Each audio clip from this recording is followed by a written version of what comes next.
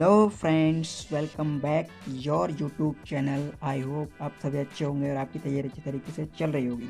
तो जैसा कि आपने थंबनेल में देख ही लिया है, आज का हमारा टॉपिक है बायोमेडिकल साइंटिस्ट कैसे बने। यानी कि यदि आप बायोलॉजी बैकग्राउंड से हैं तो ये वीडियो आपके लिए बहुत ही बेनिफिशियल होने वाला है। यदि आप भी साइंस के क्षेत्र में हायर स्टडीज़ या फिर हायर नॉलेज या हाईएस्ट तक पहुंचना चाहते हैं तो ये वीडियो आपके लिए बहुत ही बेनिफिशियल हो सकता है। तो आज हम बात करेंगे कि बायोमेडिकल साइंटिस्ट कैसे बने।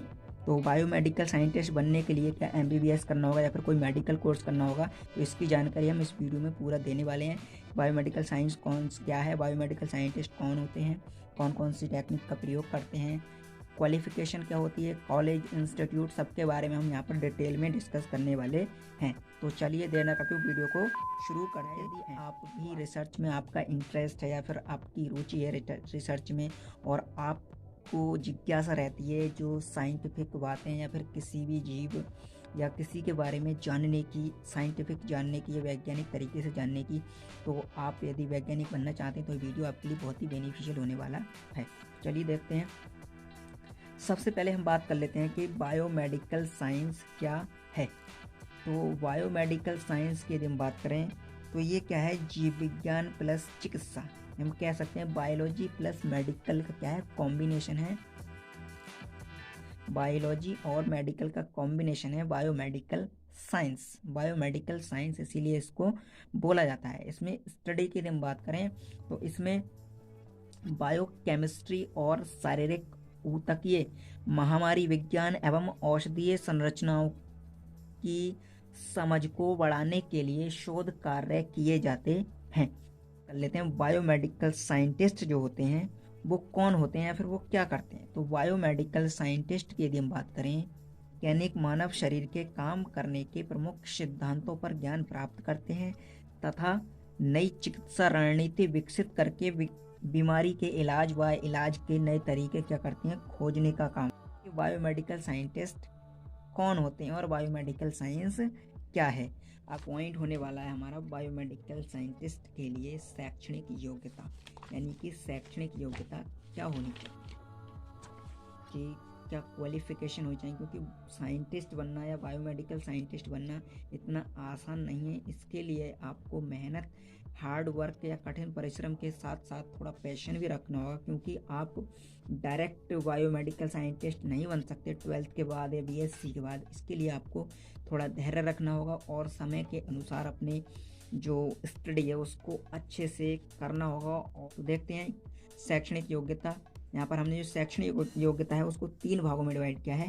पहले, सबसे पहले आपके पास 12th होना चाहिए विद पीसीबी, या फिर कुछ जो इंस्टीट्यूट होते हैं आपको पीसीएम के द्वारा भी आप क्या है, बट यहाँ पर ये 12th की बात हो रही है, पीसीबी या फिर पीसीएम अगर आपने कर रखा है विद 50 से 55% अंकों के साथ, तो आप जो पहली योग्यता है वो उसके लिए आप एलिजिबल हैं।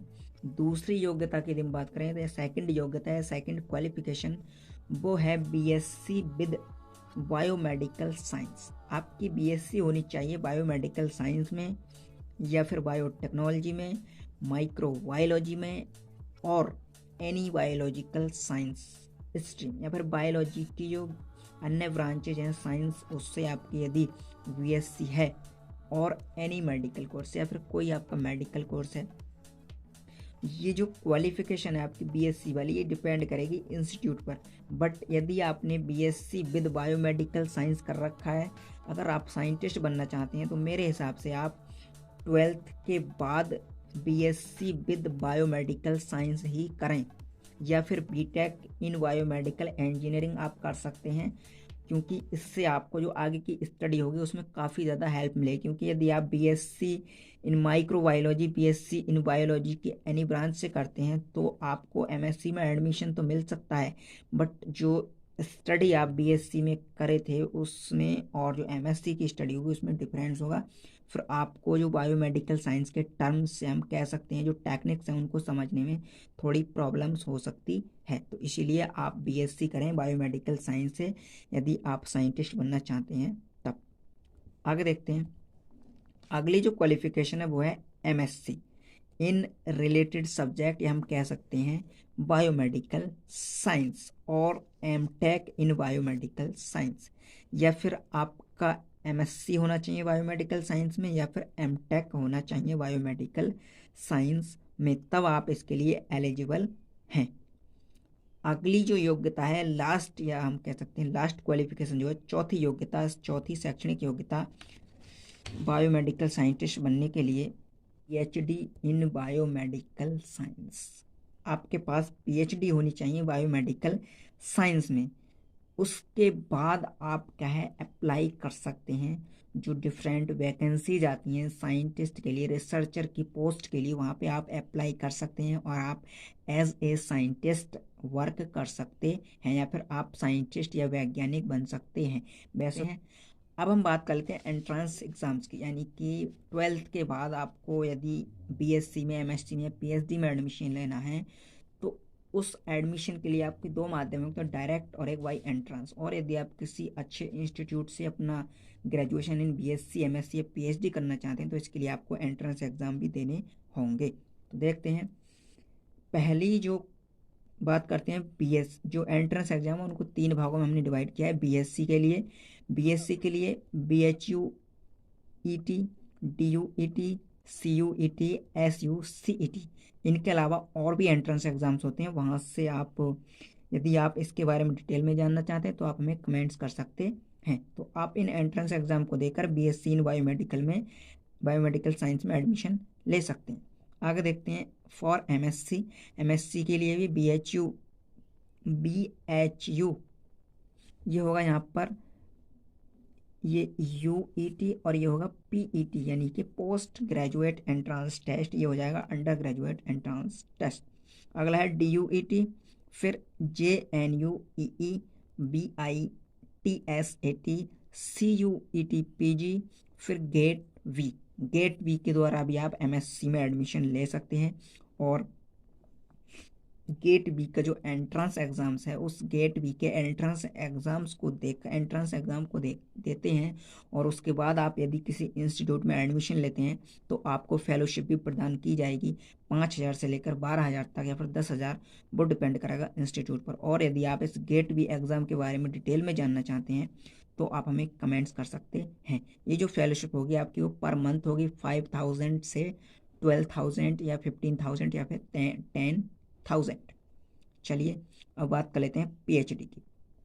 तो पीएचडी के लिए जैसा कि आपको पता होगा CSIR NET GRF जो एंट्रेंस एग्जाम होता है, जो एग्जाम होता है नेशनल एलिजिबिलिटी एंट्रेंस टेस्ट, उसके द्वारा आपको पीएचडी में एडमिशन दिया जाता है। ज़्यादातर कॉलेज क्या है CSIR NET GRF के द्वारा आपको पीएचडी में एडमिशन देते हैं।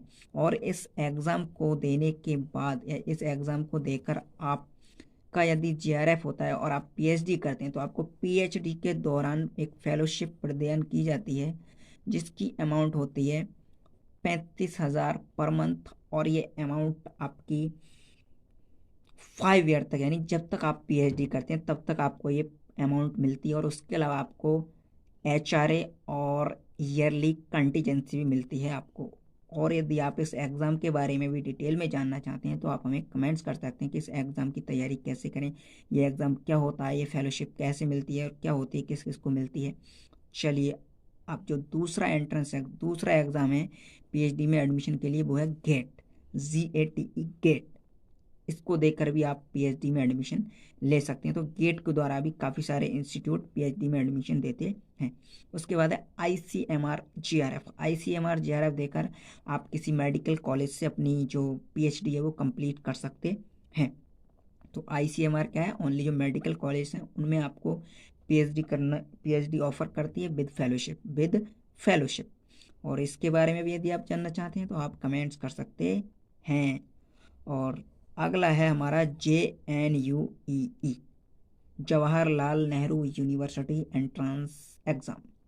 इसको देकर भी आप पीएचडी में एडमिशन ले सकते हैं। यदि आप इस JNU का एंट्रेंस देते हैं, इनमें से कोई सा भी एंट्रेंस आपने नहीं दिया है, इस एंट्रेंस को देकर यदि आप पीएचडी में एडमिशन लेते हैं तो आपको 12,000 पर मंथ फेलोशिप प्रदान की जाती है। तो ये तो हो गई एंट्रेंस एग्ज़ाम की बात। तो ये जो जॉब अपॉर्चुनिटीज़ हैं ये आपकी क्वालिफिकेशन के अनुसार डिफरेंट हो सकती हैं। देखते हैं। पहला है क्लिनिकल इंजीनियर आप बन सकते हैं, बायोमेडिकल ऑफिसर आप बन सकते हैं, रिसर्च असिस्टेंट आप बन सकते हैं, बायोमेडिकल इंजीनियर बन सकते हैं, पेटेंट एनालिस्ट बन सकते हैं आप। तो ये कुछ जॉब ऑप्शंस हैं। इनके अलावा काफ़ी सारे जॉब ऑप्शंस आपको मिलते हैं यदि आप बायोमेडिकल की फील्ड में अपना कैरियर बनाते हैं या फिर उससे रिलेटेड कोर्स आप करते हैं। ऐसा नहीं है कि आपको पीएचडी के बाद ही ये जो जॉब ऑप्शंस है वो मिलते हैं। इनमें से कुछ जॉब ऑप्शंस आपको बीएससी के बाद, कुछ एमएससी के बाद या फिर कुछ पीएचडी के बाद आपको मिलते हैं। चलिए अब जो लास्ट पॉइंट है इस वीडियो का, biomedical science research institute in India, यानी इंडिया में जो रिसर्च इंस्टीट्यूट हैं बायोमेडिकल साइंस के उनकी हम बात करने वाले हैं। वैसे तो इनके अलावा यहाँ पर जो हमने बताए हैं काफ़ी इनसे भी अधिक बहुत ज़्यादा रिसर्च इंस्टीट्यूट हैं। Central for cellular and molecular biology CCMB Hyderabad. अगला है Indian institute of chemical biology IICB। और उसके बाद है institute of genomic and integrative biology IGIB new Delhi. आगे देखते हैं। अगला जो इंस्टीट्यूट है वो है Indian institute of science education and research Eicher Pune. उसके बाद है नेशनल इंस्टीट्यूट ऑफ इम्यूनोलॉजी। और लास्ट जो पॉइंट है वो हमारा international centre for genetic engineering and biotechnology new Delhi. तो आज इस वीडियो में हमने आपको बायोमेडिकल साइंटिस्ट बनने की सभी स्टेप्स या सभी नियम, क्वालिफिकेशंस क्या होती है, सब कह सकते हैं हम, काफ़ी सारी डिटेल हमने आपको दी। यदि फिर भी आपको लगता है कुछ ऐसी डिटेल जो आप जानना चाहते हैं और इस वीडियो में आपको नहीं बताई गई तो आप हमें कमेंट्स कर सकते हैं। और यदि आप जो आपके कोर्स हैं बीएससी, एमएससी, बायोमेडिकल साइंस, इनके कॉलेज के बारे में जानना चाहते हैं कौन कौन से कॉलेज हैं, तो उन पर हमने बीएससी बायोमेडिकल साइंस और एमएससी बायोमेडिकल साइंस पर पहले से ही सेपरेट वीडियो बना रखी है। तो आप वहां से जाके कॉलेज का देख सकते हैं और इन कोर्स की डिटेल भी प्राप्त कर सकते हैं। उसका जो लिंक हमने डिस्क्रिप्शन में दे दिया है। तो आज की वीडियो में इतना ही, मिलते हैं अगली वीडियो में। तब तक के लिए धन्यवाद। जय